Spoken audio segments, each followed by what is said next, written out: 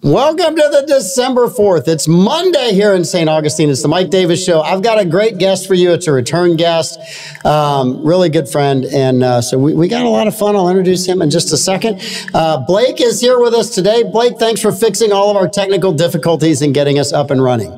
You're welcome. I think you did a better job than Clay or Amanda possibly could have with the issues that we were facing. No, I don't think so. No? Thankfully, they were easy enough to fix. Yep, you did it. Blake, you got us on the air. Thank you very much. Thank you. All right, Salomon Services. They're the premier place for personal training in St. Augustine. They have all kinds of youth and adult personal training classes. They've got small group strength and fitness development classes. If you've been injured, they can get you to recover quickly, back on the court of the field in better shape so that you can do a great job when you're competing again. They have a state-of-the-art center with both indoor and outdoor turf areas. All of their coaches are certified through the National Strength and Conditioning Association. Call and make an appointment today, 904-461-9945, or visit their website, solomonservices.com, and sign up today. Look, you know you're going to have a resolution on January the 1st that says, I'm going to get in better shape. Get a 30-day head start. Just go ahead and start now, sign up. You know you're going to do that. Why wait? Just go ahead and get started now. You can get ahead. Plus, he has this amazing thing called 12 Days of Christmas, which, if you're doing it, it's not so amazing. But it is amazing when you're done with it. So, and Abear Kresge and Associates, they're a full-service local CPA firm with a team of skilled professionals dedicated to providing top-level service in the areas of tax compliance, planning for businesses, individuals, estates, and trusts. They do audits, reviews, and other accounting services. They can do a business evaluation. They can do forensic analysis and litigation support. You can reach them at 904-460-0747 or online at abearkresge.com. My guest tonight is Ruben Franklin. Ruben, welcome back. Thank you, Mike, for having me. And we're both wearing football uniforms. Yours is the hopeful uniform and mine is the hurt one. Mine is we shouldn't have had that happen to us. So, yeah. Yeah, that was pretty rough. It was bad. It wasn't very good. So, sorry, Blake.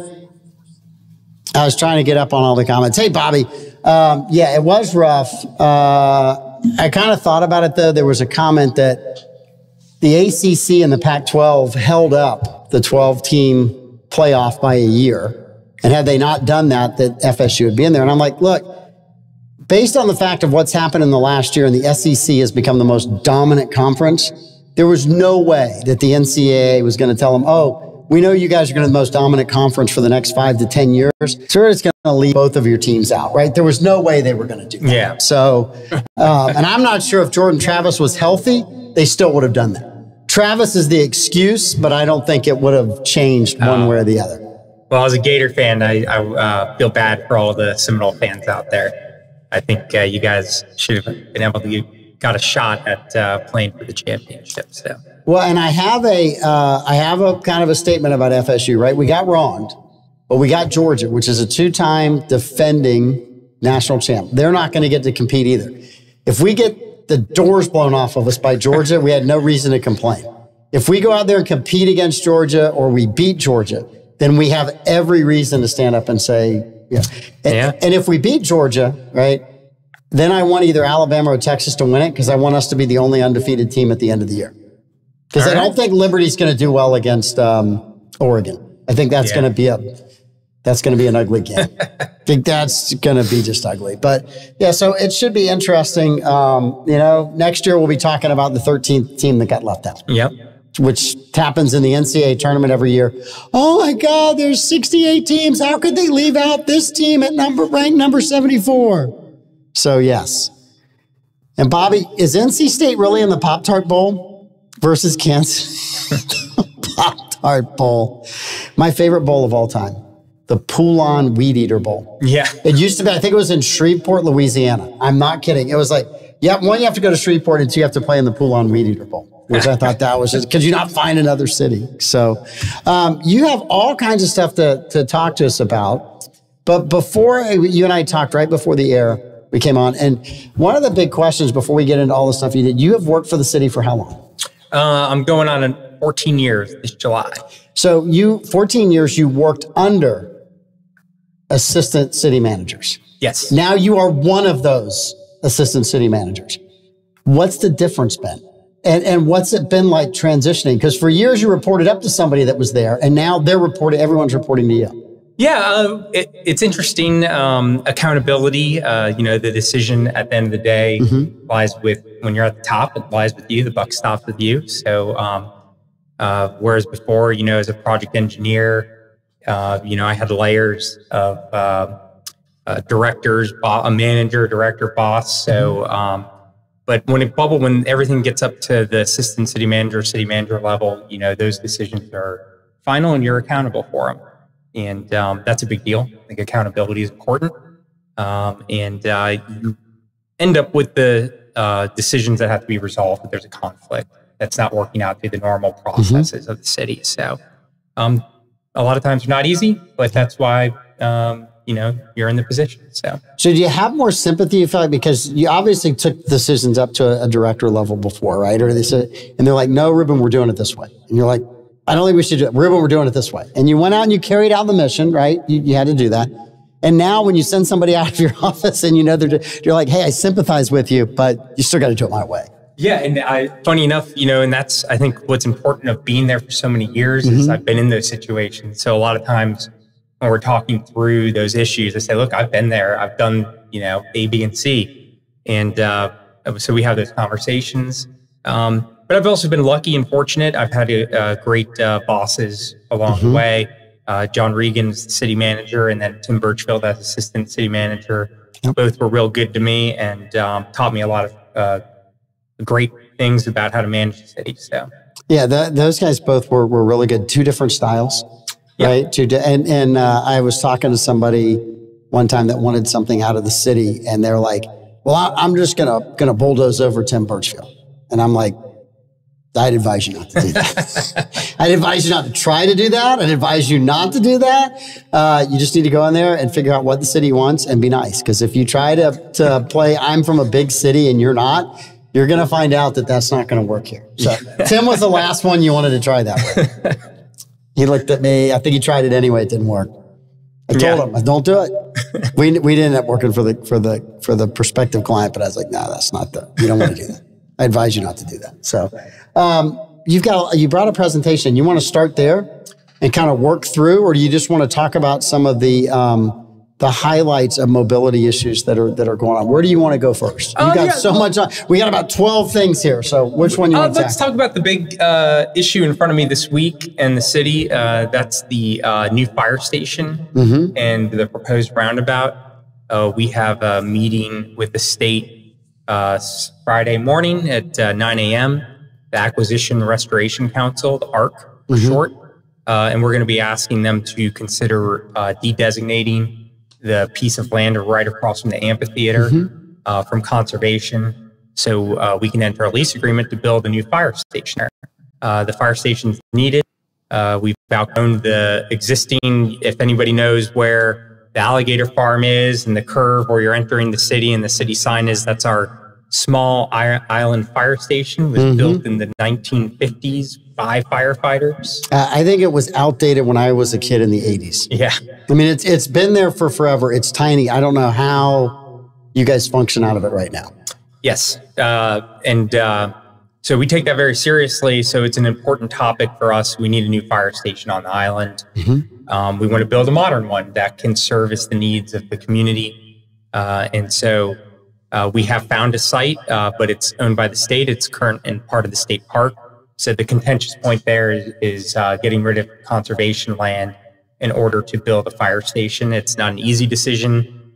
We didn't come to the decision that, hey, we want to move forward with this easily. But that's kind of what this presentation I put together. We've held public meetings on it, and the sites are pretty close to each other. That's important.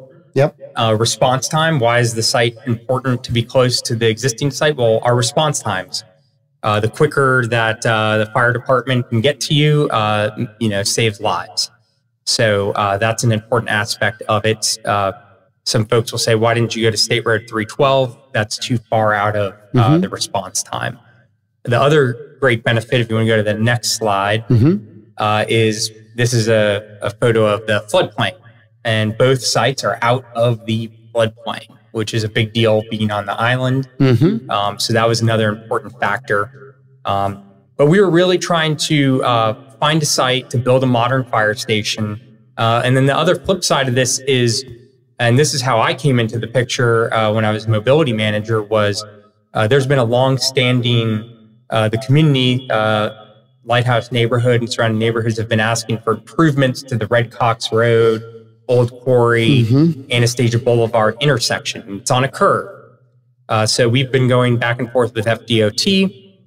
And finally, we sat down with FDOT a few years ago now, and we said, look, everything's on the table. And they said, well, could we use the fire station site? Well, we were looking for a new fire station site anyway. So we said, yeah, if we can find a new fire station site, then use that property and come up with some solutions for the intersection. And so we finally got to a roundabout that the state proposed to the city, which you're looking at now. And the roundabout does a couple of things that I like. Pedestrian and this connectivity. is the second version of the roundabout. Yes. So we had a big, during COVID, we did a big complete street study, and we daylighted a couple of different versions of this roundabout. And one was like a figure 8. Yeah, I didn't like that one. None of them got landed very well. And so after that feedback, this is what the state came back with. And they actually had a double roundabout proposed, but we scaled it back to just a single roundabout because this is really meeting the needs. It's making that intersection safer. The thing I really like myself is the pedestrian crossings in all directions here. I'm a runner, and I used to run with my kids, and I'd go down Old Quarry. And I would pray that my wife wasn't coming around the corner as she saw me froggering across the intersection, pushing the kids. So you push the kids across there? I did, yes, I have. I don't think I ever pushed the kids. I've ridden my bike across there because I live on Park Terrace, so I access through Old Quarry all the time. But on busy days, I ride through the South Anastasia streets to get to the light at Matanzas. Yeah. If I'm going into town. Oh, yeah. Right? Because it's just, there's no way that I'm going to try to make a left-hand turn. Matanzas is a smart way to access and cross to connect the neighborhoods. And that's another thing this does. It connects two residential neighborhoods. It connects popular tourism, the lighthouse and the alligator farm, the boat ramp. There's a lot of activity. There's RV hunt with school buses going in and out. So the other thing is that roundabouts are known to have less deadly accidents, more side. If there is an accident, it's a side swipe. And so those are all the benefits of this. And it's also what we can work with the state, the DOT to do. It's not a city decision. We're not making a decision in a vacuum. We have to work with other agencies when they're state roads. And so the easy thing that everybody always asks is, why not install a traffic light? Well, a traffic light, we've sat down with FDOT many times, and it's a hard no. It's on a curve. They don't like that the intersection doesn't match up to 90-degree angles. And so from a traffic engineering standpoint, that's a hard no. They're not going to put a traffic light up there. Well, and I'll tell you, as someone who lives there, right? So coming back into my neighborhood, right? If I'm heading north on A1A and I go to make a left-hand turn at Old Quarry, you have cars that are trying to come out, and I mean cars and boats, and trucks pulling boats and cars pulling boats out of the lighthouse boat ramp that are trying to turn left and go south. You've got cars that are trying to turn on Old Quarry, and then you have cars that are coming south on A1A that are trying to turn left to go into the lighthouse park area and the museum and all of those. And you have the alligator farm traffic. There's just a lot of traffic there. I think I sat for 2 minutes on Saturday waiting for one, traffic to go by, and two, for one of the buses that delivers people to the Lighthouse Museum to turn so that I could see again. Right? I mean, there's just a lot going on in that intersection. It's at times it's not bad, but during the middle of a day in a heavy tourist season, it's a rough intersection. So I like this design a whole lot better because I felt like the first one that came out that was published was going to be really hard for if you lived in our neighborhood to get in and out of the neighborhood. It was going to make the end of Old Quarry really difficult to get in and out of. Yeah, and that was during, I think we had like over 5,000 respondents to that because it was during COVID. Everybody was at home, and and we did an online survey, and we got a lot of feedback from that. So this is contingent upon us finding a new fire station, location for our new fire station. So hopefully this Friday we'll have a decision one way or the other from the state. And you've gotten some pushback from the neighbors. Yes. Which has been surprising to me. But what's kind of been their reaction and their biggest complaint about the fire station? Oh, the loss of privacy and conservation land. I'm empathetic. I try to put myself in people's shoes when we're making decisions like this. And for me, the overall greater community good is why we're still pursuing this. But from their perspective, it's just intrusion into their neighborhood. And, they live also across from the amphitheater. So there's a lot of activity that's going on that they have to deal with as the amp and the city in general becomes more and more popular. Well, it's, I'm not across from it, but I get the noise from it. I get the traffic from it. There's, and noise, concern about the fire station being noisy as well. And I talked to several of the residents. I'm friends with some of the residents in there. I said, look, where I live now, when they fire up the fire station, I hear it, right? Yeah. I'm going to hear it when it's at the other location. I said, I'm sure you guys hear it now, right? Yeah, it's going to be a little bit louder when they leave out of that neighborhood. But the other thing is you're right next to the fire station. If something happens, you're that much closer to getting served. Well, we're not in the county. I'm like, I will guarantee you, if there's a fire a block away, those guys are jumping in there and they're going to go. I said, I always get this from people. Well, the city won't respond in the county and the county won't respond to the city. I said, I really honestly think that both the fire department and the police department at the county and the city and the beach are all of the mindset of we're here for public safety. Yes. And if something happens right outside of they have interlocal agreements and they just go help. Yes. Yeah. If a house catches fire, we're not going to be sitting there in that fire station waiting for the county to get there. We're going to serve the area we do now. But I think that would be like an episode of Reno 911 where they're all sitting in the driveway with the parking stations behind them.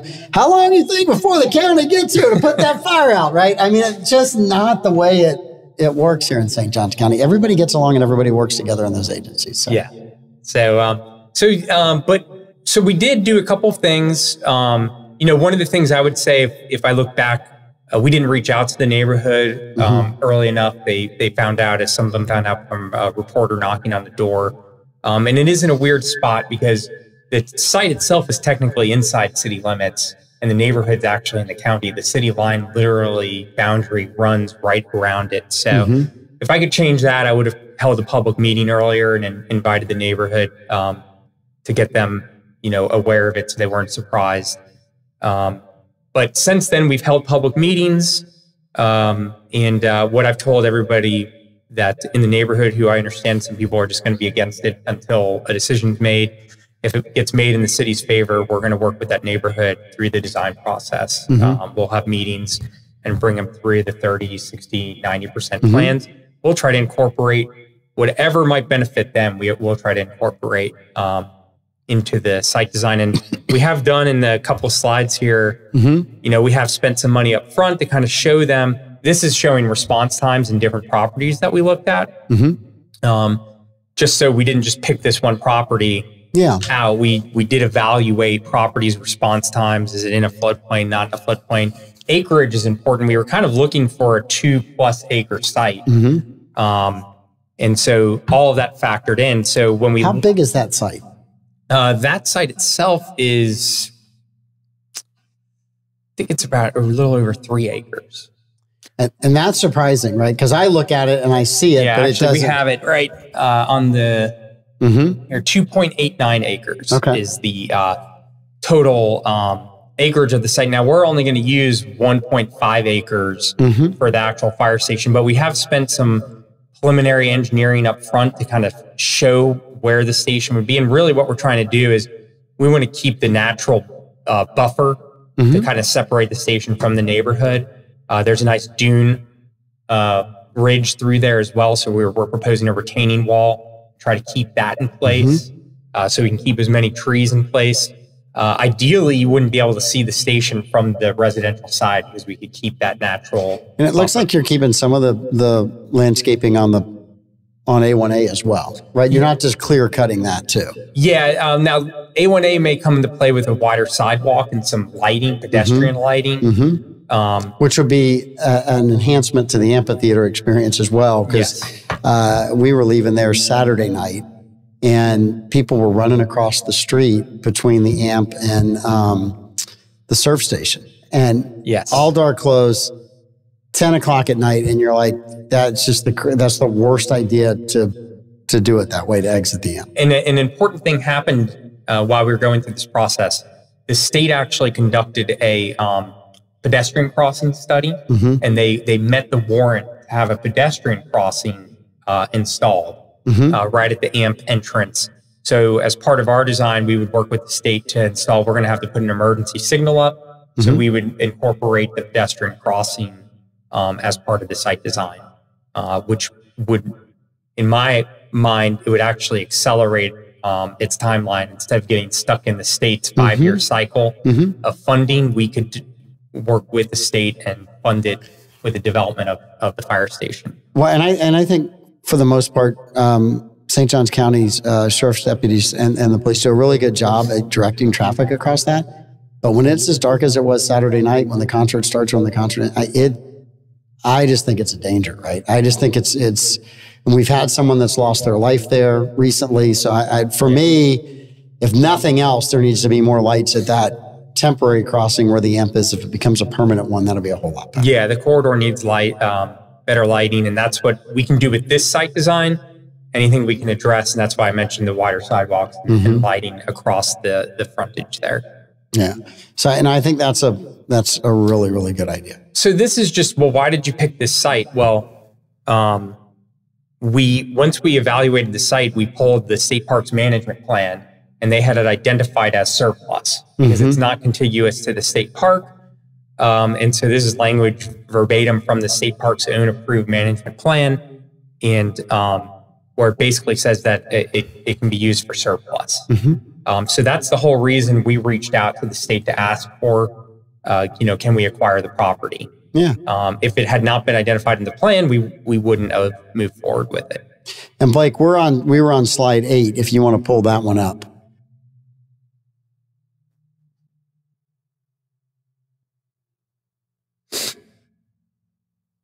Sorry, I'm dealing with an echo issue right now. Bobby just told me that we're having an echo, so I'm trying to work with Clay in the back, but here's slide 8. Thank you very much, Blake. I know we got you busy today. You thought you'd come in and just slide in. Ruben would take all the duties today. It's slightly my fault, but you don't want me back there. None of this is your fault back there, Blake. We're blaming everyone but you. Oh, that's how this works. Plus, I don't want Barbara Jean getting mad at me today. But Barbara Jean hasn't been commenting today. I know. I hope she's okay. I hope so as well. All right. But now, let's see if I get. So the last component of this is we're going to be going in front of the ARC at the ARC meeting. We're item 11 Friday at 9 a.m. So hopefully we'll be heard around 9:45. And the last time we went in front of the ARC, and this is before I was the assistant city manager, this item got tabled. They wanted more time to think about it, and they had heartburn over losing conservation area on the island. And we didn't have an answer for that. So now when we're going back, we're proposing that the city will buy the in-holding, which is an in-holding of Fish Island Preserve, which was bought a few years ago, that we would buy that, donate it to the state. It's 2.5 acres. So we'd be increasing the conservation land by 1 acre. And that's the site if you're going east over the 312 bridge on the south side. And it's bounded by the Intercoastal and where Gate just built the gas station. Yes. Yeah. The car wash. I'm sorry, the car wash, right? So it kind of bounds in there and then it runs due south. And it looks like it's quite a bit of marshland. Yeah, there's marshland. That's maritime hammock, and the orange piece is primarily uplands. Okay. But it's an in-holding, and we had identified, as the state park had a management plan, our management plan had identified this as an optimum boundary, which means we should be pursuing purchasing it. There's a lot of cultural resources located on that piece that I think will be valuable to the state. So that's what we're bringing to the table this time around, is that we plan to purchase and then donate that piece to the state, and then it will become part of Fish Island Preserve, which the city manages for the state. Okay. Yeah, that is, so you'll find out Friday. I guess you'll get an up, down, yes, no. Yeah, I mean, it could go three ways: an up, down, or table for more information, or continuance. So we'll find out on Friday. If it is a yes, we'll move forward with developing the site and entering the lease agreement. If it's a no, that puts us back to square one with finding a site for the fire station. But I would say if we could find a site that we could just buy outright and develop, we would have already done it. Yep. So it kind of, we don't really have that plan B or C. I guess plan D would be to develop, build a new fire station where it exists, even though it may not be ideal. Yeah, well, and I don't know. And then we would lose the roundabout. You lose the roundabout, you lose the building. What's the projected construction time on the roundabout? The roundabout would be slated, it's 2028, 2029. It's, okay. Like I said, DOT works in 5-year increments. So they're waiting for us to say we found a fire station, and then we'll get put into their queue, yep, so to speak. The queue. We don't want the roundabout, but it does seem to be inevitable, is Melissa's comment.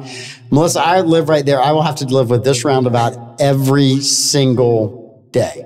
But what's there now has progressively gotten worse over the last few years because of what I described earlier in the show, of just so many different angles and people trying to leave Old Quarry, people trying to get in and out of the alligator farm, people trying to get off of A1A to get into the Lighthouse Museum. And then you have people leaving the museum and leaving the Lighthouse boat ramp trying to go south. And it's a really difficult intersection. Yeah, and then a lot of times what you have is people want to avoid the intersection, so they end up cutting through their residential neighborhoods as well. It's funny you said that, right? Because when I would play tennis at the Lighthouse courts, if I had to go home to my house, I would go back through that residential neighborhood, come out by the surf station and the entrance to the state park, because then it's a straight shot across the 2 lanes, and then I can turn left and I can see everything, as opposed to being stuck there trying to figure out what's the traffic. And especially at night, you just don't have as good a visibility. So, yeah, I think that is going to be very, very interesting. I'm assuming you've talked to the alligator farm about it as well. And yeah, we've talked to, there's so many stakeholders involved. Oh, yeah. A lot of my time has been spent meeting with various stakeholders, the neighborhoods, the alligator farm, the AMP, Sheriff's Department, the neighborhood, the Madera neighborhood behind the proposed fire station site. Yeah. So a good amount of time has been put into, and that's what really I realized was lacking, was a comprehensive kind of presentation laying out everything we're trying to accomplish. So the other, hopefully I did a decent job of doing. And I think you did. And the other very controversial thing you guys have is the changing the west side of the Bridge of Lions. Yes. So we had a pretty active public meeting right before Thanksgiving. What was your percentage for it and against it in the public meeting? Oh, it was in the public meeting. It was probably 90. If I'm being gracious, 90% against it, 10% for it. So that is the DOT. So the city entered an agreement with DOT to take back King Street. And part of that was to look at intersection improvements at the base of the bridge. So like I said, just like the roundabout, we can't make decisions in a vacuum. There's Department of Transportation that we have to work with. And this is what they came back with as an improvement. Now, it does move traffic. It looks a little, complicated when you look at it. It's similar to May Street, and I think a lot of people just don't like the overly complicated way that it kind of elongates traffic as you move through the intersection. There's also the historic preservation aspect of it. It modifies the park, but the big thing, whether you're weighing it that you want it or not, to me, it's the queues. that build up, it cuts queues in all directions almost in half.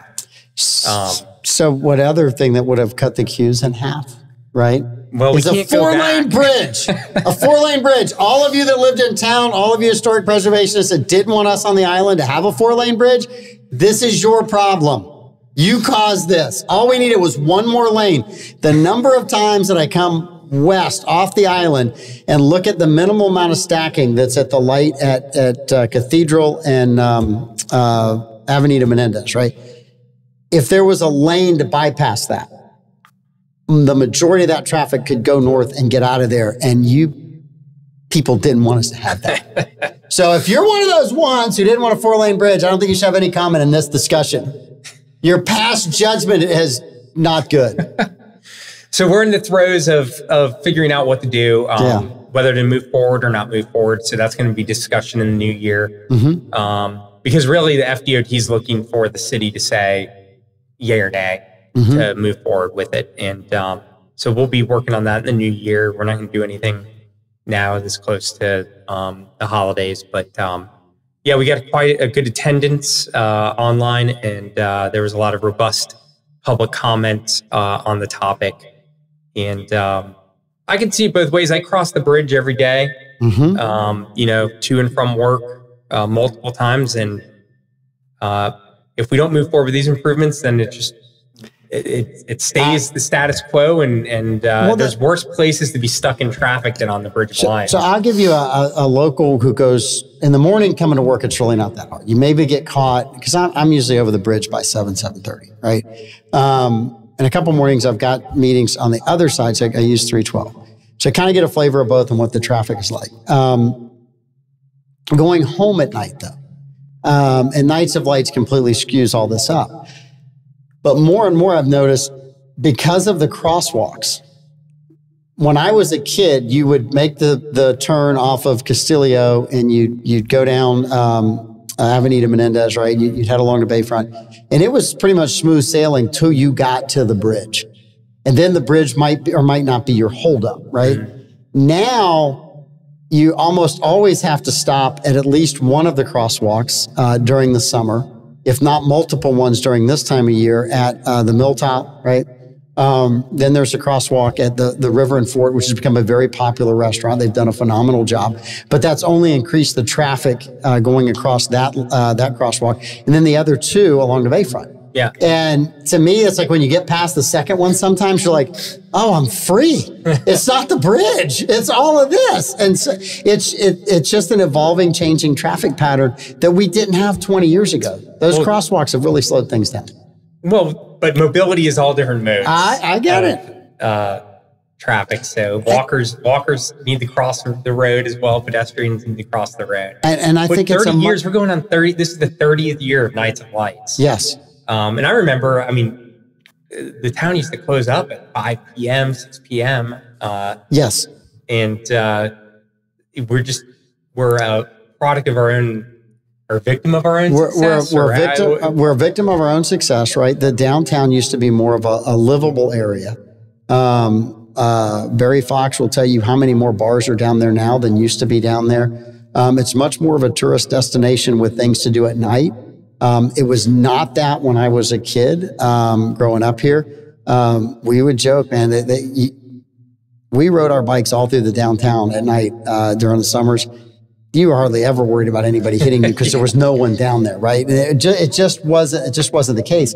So you had, if you take the long view at it, in the 40s, 50s, 60s, and even the early 70s, there's a lot of commerce and a lot of retail shops for locals down on St. George Street. Those businesses went out of business because they couldn't make it down there because locals quit going down there. They were going to Jacksonville to shop, or they were going out to the mall that got built. Big box stores. They were going to those locations. They didn't want to deal with what was the traffic back then downtown. And so when other businesses and retailers moved in to take advantage of the tourism, it just continued to grow that. Hats off to all of these locals that have different venues that are here. You know, the Alligator Farm is a vastly improved experience, right? The Fountain of Youth over when I was a kid. And they were good experiences back then, but you look at what the offerings are now, and it's every one of those venues, the Lighthouse, all of them, they really have stepped up their game, which just keeps attracting more people, which is great. Yeah. But it just keeps attracting more people. Yeah. And like I said, Nights of Lights being 30 years old, I don't know if anybody, when they created this, thought that it was going to be as successful as it is. I'll tell you what I said. I said, this isn't going to be an abject failure. Why in the world would people come to look at lights on a building? No one wants to come look at lights on a building. I have apologized every year for being wrong because it is a huge success. A whole bunch of other things. We do have 5 questions, which I want to get to today.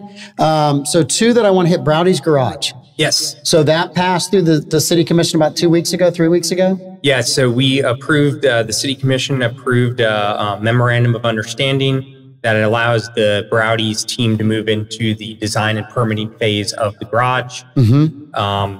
Through that, they, we're going to be working over the next 12 months to get this thing through the permitting process, and then they'll start construction.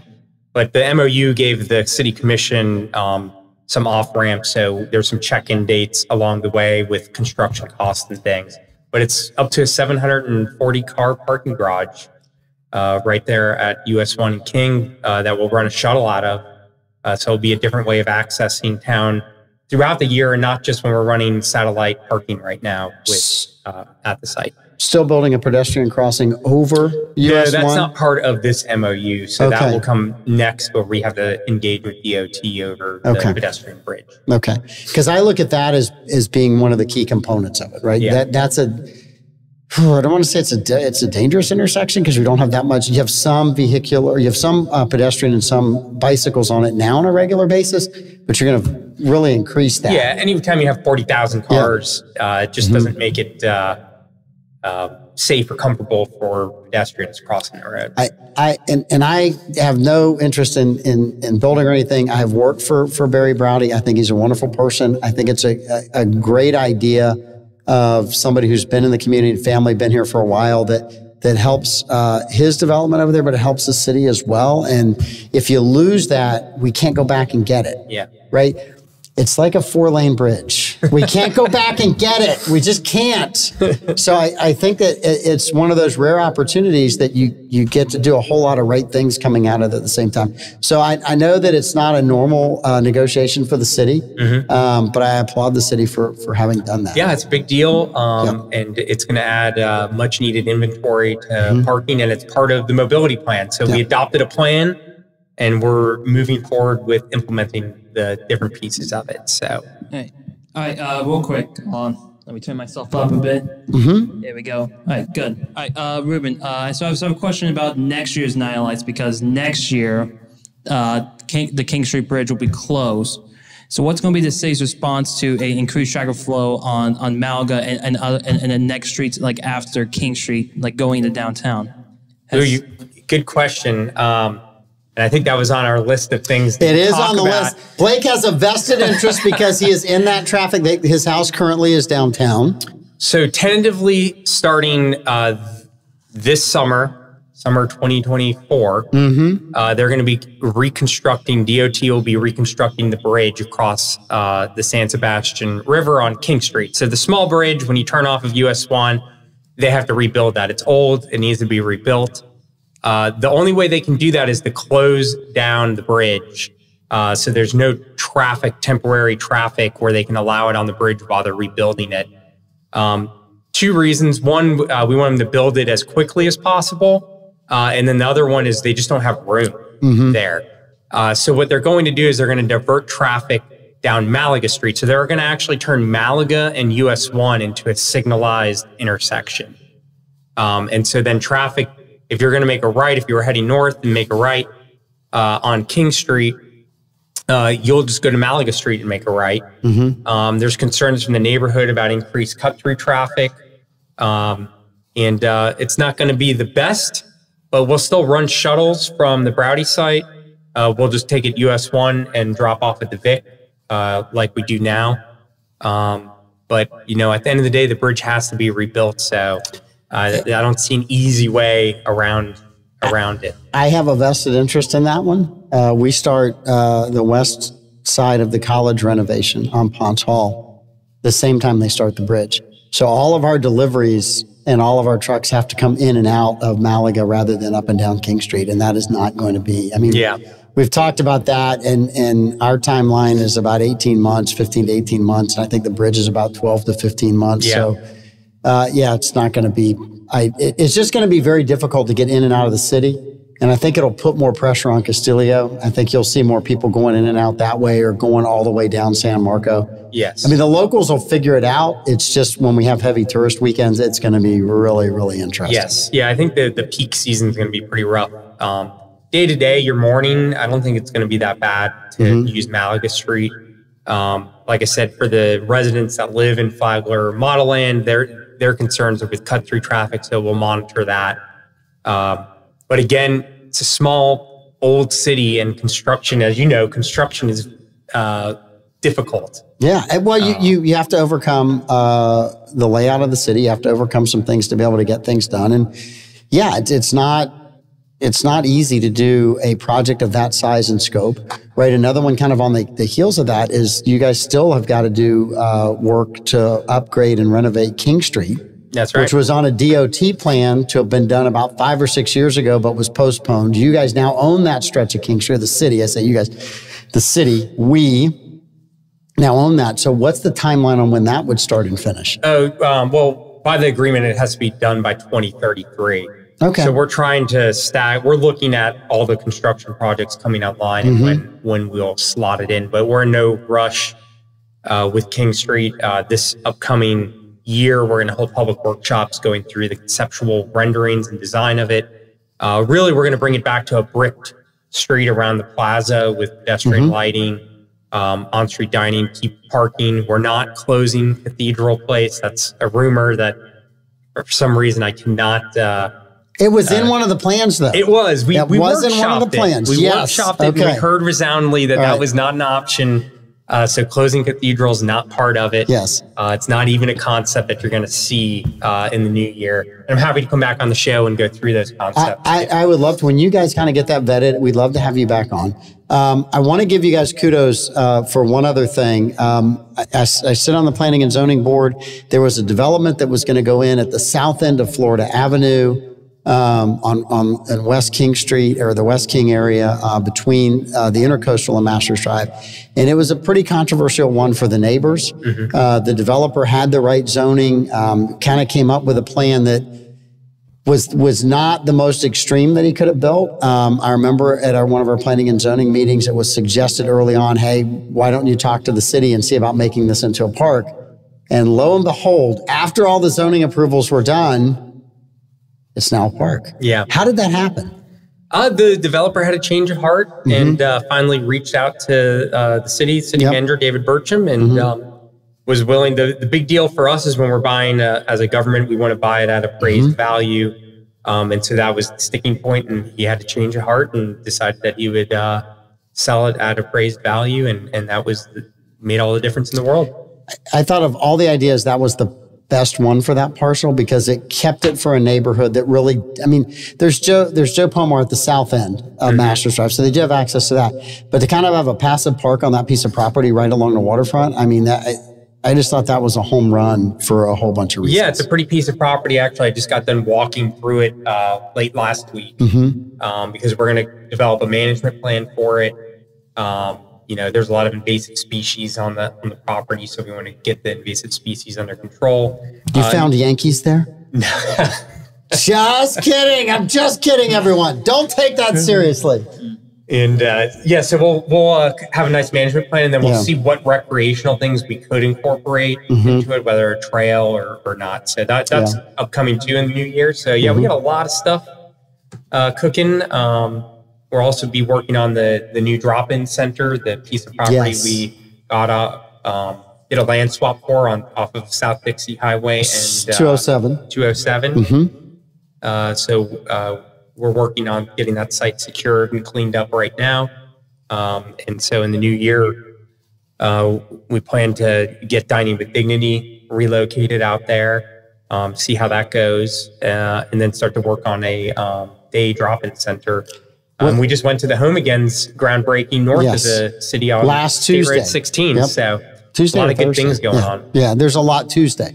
There's a lot of good things going on in that area. You had mentioned affordable housing, which we really didn't get a chance to touch on, but a lot of that's driven out of it where we just, housing costs are so great right now. And if somebody falls on some hard times, it takes them a little while to gather enough money to be able to afford that first and last month's rent. The background checks alone, I don't know if you know about that, but every place that you go, you have to pay X amount of dollars for the background check. So if it's a $200 or $300 or $400 background check cost and you have to apply at 5 places and you're homeless and you're trying to save money, it's your first and last month's rent just for the background checks to get accepted. And if you don't get accepted, they keep the background check, right? So, I mean, there's a lot of things that people are dealing with on that end of it. But I do think the city has stepped up and done a really good job of trying to address some of those issues. So I know you and David Burcham and Melissa are going to do a great job of doing all that and continue that. Because you guys all, I've known all of you. You guys all have a big heart and you all want to do the right thing. And it's fun to see people in that position. And I also think all of you are low ego, right? You're all very low ego. You just want to do the right thing. And I think that's a huge asset to have in somebody in your position. And that was probably the most interesting thing in the new position as assistant city manager was I have the infrastructure background and the capital improvements and mobility, but learning about all the good work, when I got into affordable housing and homelessness, like the first thing you have to do is learn what's going on. And so that was really eye-opening and surprising of all the good work that is going on in the community now. Yeah. And I'm excited to be part of it and try to make things better. No, I think you guys are definitely going to do that. We usually do 5 questions. We won't get to them in the 8 minutes, mainly for a couple of reasons. So I talked about FSU at the beginning. Jags fan, going to the game tonight.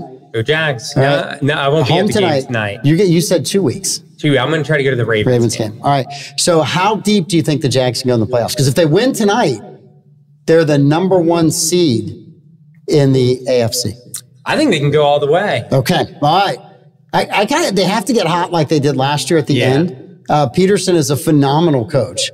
I think he's done wonders with that team. I think tonight's the night, though. Yeah. Tonight's going to show whether or not they're ready to step into, they're on the national spotlight. I think Trevor Lawrence has to come out and just play lights out. And I think tonight is, I get nervous because people are like, you should be able to beat the Bengals, but we're the Jaguars and that doesn't happen easily. Well, there was a time when we, 6 years in, when you said, hey, we should win that game, and we did. Yeah. And then we went through a long time where we didn't win games that we should have. And then we went through games where we never had a chance to win the games, right? And so we're still getting over those emotional scars as Jaguar fans, right? Yeah. We're still getting there. I do think Lawrence has to have a big night tonight. I think it's going to be an electric stadium because it's the first time we've had a Monday night game in forever. So I think that is absolutely going to be awesome. And I was down on the Jags about 3 weeks ago when the 49ers just demolished them. Yeah. But then when I watched what the 49ers did to the Eagles yesterday, I'm like, rough. Well, that was as bad as what they did to the Jags. Maybe we aren't that bad. Maybe it's just the 49ers are that good. But they looked really good. We've lost to the Kansas City Chiefs, the 49ers, and a better than expected Houston Texans, which we beat on our second matchup with them. So. Yeah, and CJ Stroud, when he played us, he looked like a 15-year veteran who was trying to get another contract. He didn't miss a pass. It was unbelievable watching all of that stuff. So you think they go all the way? I get him in the playoffs deep. I got them potentially going to the AFC Championship game if they stay healthy and all their pieces are in place. I think one thing I learned from watching Peterson last year is the Jags will play better at the end of the year than they do at the beginning of the year. Yeah. And that's a sign of good coaching. Yeah. I think tonight is the night. If we win handedly tonight, then I've got all the confidence in the world we can make a big push, go far into the playoffs, maybe make it to the big game. We'll see how they do tonight. Fingers crossed. When I leave here, I'm going to put my Trevor Lawrence jersey on. So, all right. We had one kind of question. Worst traffic day in the city of St. Augustine. For years, it was the 4th of July. I mean, hands down, it was just the most amount of people coming into the city. They all left at the same time. And it was just, that was your traffic nightmare that you had to work around as a resident. Now I know what mine is. What do you think the worst traffic day is? Oh, I think now it has to be the week in between Christmas and New Year's. Those days, especially if you're working. Yes. Like we were talking about earlier, don't leave for lunch because one, you probably won't get anywhere, and then you're going to have a parking spot when you get back. And Blake, what is the worst traffic day for you? You live downtown, so what's the worst kind of time frame traffic wise? Is it the 4th of July? Is it that hell week between Christmas and New Year's? It's every day of the year. Mr. Positive, it's every day of the year. So for me, the week between Christmas and New Year's is kind of that Dr. Jekyll, Mr. Hyde. You go to work in the morning and, Grumman is off and all these school board people off. There's no kids going to school. So the morning drive, you could be in any lane you want. You can be in both lanes at the same time. Nobody will honk at you. It's just this easy drive in. And then you go to lunch and it gets a little worse. You're like, where did all these people come from? And then you go to get home and you think, I'm never going to make it home. I should have just slept at the office tonight, right? It's that bad getting around because it does completely lock up. And my biggest fear, I don't know what the plan is on US 1, is that all of a sudden the DOT workers are going to go, let's close Castilia. The left turn off of US 1 going south on Castilia. Let's close that the hell week. Let's make sure that we're doing our I mean, I don't know when they do have plans to widen to extend that left turn lane. Yeah. So hopefully they're not doing that in December. If they do that in December or January, we are all screwed. It is going to be the worst. And I was driving with someone today as we hit that kind of area, and I was a passenger in the car, and they said, "Oh, this is heck. This is Hades." I said, "No. This is purgatory. When they tear that bridge down, then that will be this. It will be much, much different at that point in time." So, anything else that we didn't touch on that you want to talk about? No, town's beautiful right now. Just, my family and I, we had a great time this downtown at the Christmas parade, the weekend, and walking around. It's just a beautiful time of year. I like to get down there during the week and experience the lights when it's not so crowded. But I heard there's one building that has a lighting problem. Blake, have you heard about this one building that has the wrong color lights on it? Okay, come on. My dad's on vacation. You haven't seriously brought that up? Oh, hey, by the way, hey, what color lights is in your guys' Christmas tree in the middle? Oh, I think they're all off, man. They're all turned off. No, I mean the Christmas tree that's in the middle of the plaza. What color is it? What colors are there? Oh, they're red, blue, yellow. Yeah, but I thought everything was supposed to be. I thought it was supposed to be white. I thought the buildings were supposed to be white. Sure. Do we have to pass a code for that now because people do their own thing? There'll be chaos, Blake. Chaos everywhere. Dogs and cats living together. Van Halen breaking up. Chaos everywhere. Y'all's a bunch of Grinches, though. I heard about that today from a story. I said I'm gonna have to push Blake's buttons on that. Because I know you would. Ruben, come back and see us when you guys get some stuff out on the Bridge Alliance. And please come back and let's talk about the King Street Bridge maybe a month or two before that all gets in. Yeah, so we happy can kind of talk to through get the that. word out. Yeah, because it really is going to dramatically change getting in and out of the city. To me, it's going to harken back to the days of when there was just one left turn lane out of the city on US 1. As a kid, I'm beginning to have emotional breakdown over that. I'm going to have to go see my traffic therapist when this is over. All right, Ruben, thank you so much. Thank you for having me. Really appreciate coming. Blake, thanks for fixing all of our problems and putting up with me picking on you today. You're welcome. Are you back tomorrow?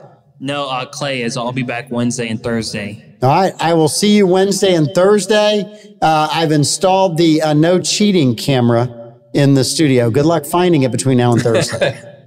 Sure. Thank you. All right. This is the Mike Davis Show. Ruben was here with us. Great show. We'll be back tomorrow.